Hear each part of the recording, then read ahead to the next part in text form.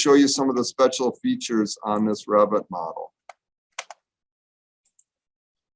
I did a typical wall section for you guys. There's a PDF posted on Blackboard that you can use. So if your typical wall section is like this, you can use this one exactly.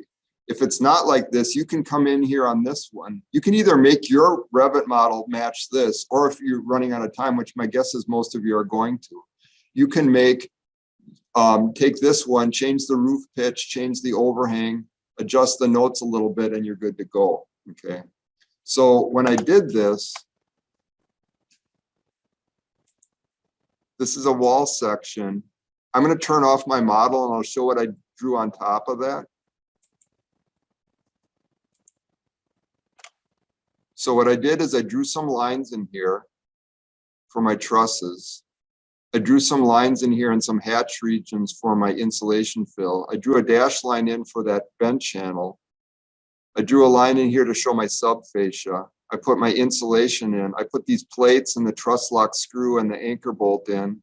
I did the hatch for my rigid insulation on the outside of the slab, under the slab, and at the face. I drew in my grade line. So all that stuff was drawn in with annotation, detailing elements, and annotation. So it's drawn on top of the model to get a decent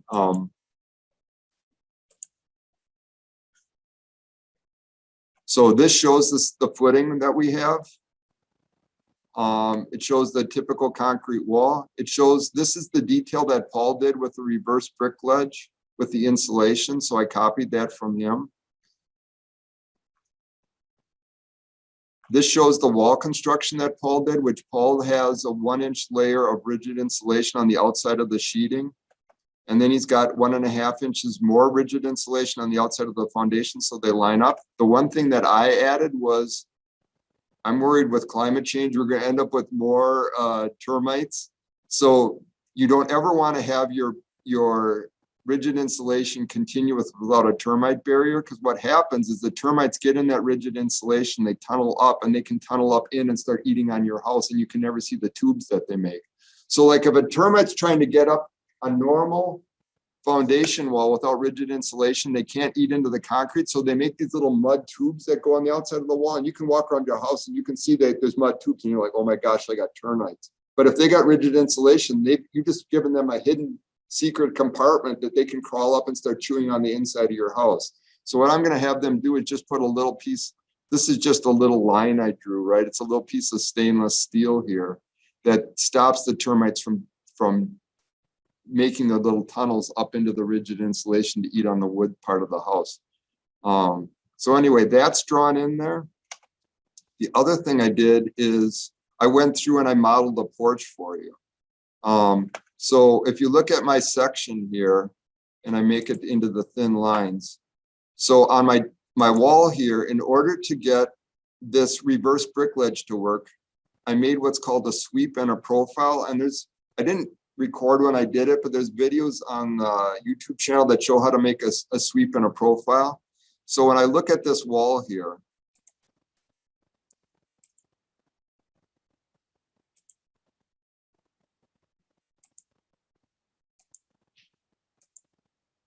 see at the top, there's this little notch there. What I did is I went in and I added a reveal.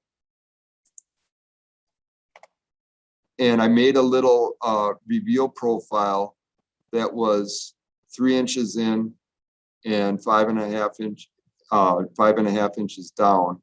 And then that cuts a little bit of a notch out of my top of my foundation wall. Now, I'm not expecting you to do all this. I'm just kind of giving you some background on how I ended up with that little notch on my thing here. So sweeps are things you add to a wall that stick out from it. Reveals are things you add to a wall that chew into it, that make a hole into it. So that's how I got all that done. So I'm going to hit cancel here. And then what I did when I put my slab in, so this is my slab. When I did that in plan, I just had the offset at the edge to chew that back in 2 inches, right? So that it stuck out a little bit further into that wall. So on your porch, what you end up doing is you do a 3-foot high wall and then you do a 1-foot thickened edge on the slab. Now, the reality is they don't pour it 1 foot thick, but they just pour the edge 1 foot thick. So if I would cut a section of this thing in reality, this is what it would look like. It goes up to a standard 4-inch depth here. It's just thickened around the edge. The reason they do that is now I got my grade here and I don't see the gap between, like if this was on the outside of the house, I'd see this gap between the slab and the edge of the foundation wall. This is a nice clean edge of the slab with no gaps on the top, nothing for the water to sink down. And then there's no gaps on the bottom. That's why I dropped that down a foot then, so I don't see that ugly joint where that slab sitting on the top of the wall. So that's all hidden down below grade. So let me clear all that. I also did a porch for you guys, just to show you how that does. Now, the way I did it was, now you can put a beam in above it, but I just did a little bit of a wall. So I did a wall on the beam side and I did a wall on the gable side. And I just set the wall to be at the top of my column. So if I look at this in 3D, this is a little wall and then there's a little wall underneath here. Now I did the porch column. This is just a rectangular column that I copied and I made the dimension. But what I really wanted to do is I wanted to have some trim at the top and the bottom, and I couldn't figure out how to do that, but I found a video that showed me how to do that. So if I go in and I look at this first floor framing plan here, first floor plan, what I did was I made myself this is showing the cornice. I gotta hit tab here till I find the wall. Maybe I'll just do it in 3D view. It's kind of confusing. So if I go to this wall here, I made a wall that's called a porch column wrap. And if you just edit the type, it's basically just a 1/2-inch wood board. The reason I made a wall wrap is that once I have a wall, I can put a sweep around it. So I did a sweep. This is just a wall sweep. I picked a certain profile for that. And then I did another one at the top. And you can see I could change colors on that then. And then this is just my standard railing. Obviously in a real house, I would have a gap in there so you could walk into your house. This shows the corner boards there. I guess this other one I somehow, oh, I know what happened. When I changed the thickness to get the insulation, now my corner boards are actually stuck inside my house, so I need to move these out. So this is that corner board family you can load. And what that does is you just stick it on the outside of the house and it gives you a corner board. Now, let's talk about how you want to do your soffit and fascia. So if you go look at this roof here, I edited my roof type. And since trusses typically have 2x4 tails, I just went through and made my structure wood truss layer at 3.5 inches. When you look at my section,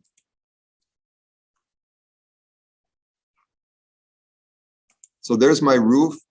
I did not have that 3.5 inches setting down at the 8-foot 1 1/8. I figured out what I needed for heel height for my energy heel, that 12 to 14 to 16 inches. And I just pushed my roof up and then I extended my walls up to hit that in the model. So there's a couple different ways of doing your soffit. If you want to have a flat soffit, they will let you, there's a soffit tool on Revit that lets you do a flat soffit. Now, if I looked at Paul's house that they gave us to look at, the one on Avon, thank you. They didn't do a flat soffit, they did a slope soffit. They just applied their sloped aluminum fascia to the underside there. So I just wanted to show you your various options. So now let's go back to the 3D view here. So you can actually go through on your roof and put in a fascia board. So that's what this thing is. So I made a flat 1x6 fascia and I put a fascia board in on the end.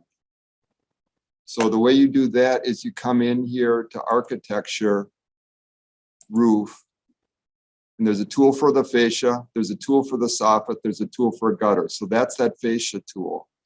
This is that soffit tool. So the problem is when you get to the end, so let me see if I can remember how to do this. I think I hold down Shift.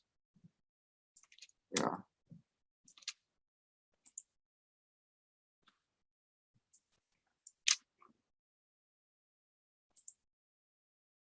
So this is my soffit. Let me get some better colors on here. Shaded isn't good. Consistent colors in my mind is the easiest to see. So here's my fascia board where I picked a wacky green color. Here's my soffit board. And then what I did was the problem is to get this bird mouth to do, you'll have to watch videos on the internet. You end up having to take little stacked fascia boards and stack them in there to get the bird's mouth. So if you've got a hip roof, the flat fascia works great because it just goes around the corner. If you've got a gable roof and you want to save time, I probably wouldn't even bother doing the flat fascia. I would just keep it sticking out that way. So on this one here, I did not apply the fascia. This is the quick and dirty way of doing a roof. If you edit that roof and you go to edit it, I didn't put a fascia board. I didn't put a soffit board. What I did was, in this case, I changed the color to dark turquoise. And then that whatever color that was, that shows up, because that's the only part that's exposed, right? Because I got the shingles on top. That shows up on the fascia and the soffit. So we can get into more of this in detail, but this is the fastest way to do your roof.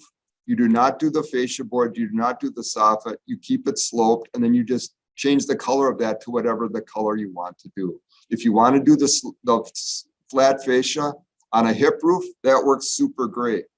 If you want to do it on a gable, you've got to do some dinking around on these bird's mouths on how you deal with that. But you can see that by doing the fascia board and the soffit, I can actually have those be different color, where the quick and dirty method, where everything is the same color, they can't be the same color. Now, in reality, a lot of times they are the same color. So those are just my little, yeah, go ahead, my little hints for you guys. For the porch roof, did you leave that one just right at the top of there, but the other one you talked about?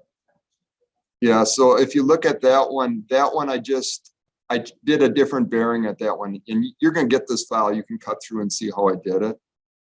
So I wanted to kind of show you examples of some of the questions that's going to come up. So like the foundation wall is fairly straightforward. You just make an 8-inch thick foundation wall. You make an 8 by 16 footing, and you just snap that to the bottom. The slab is fairly straightforward. You do not have to dink around with that whole thing with the reverse brick ledge and all that, because I'm giving you the wall section is where that all shows up. Now you might want to do it just if you've got time to learn how to do it. And I'll certainly walk you through how to do it, but that's not all required at this point. So I didn't mean to give you all this like information and all this Revit in like one sitting. Focus on the roof framing plan, get those knocked out. We've got the last 3 weeks of the class to get your Revit model to a decent standard and get some nice drawings on the plan and get some nice renderings. But I didn't want you to waste your time and be confused on how to do some of these things. I wanted to give you some hints. So there's some hints embedded in this structural drawing that I'm giving you for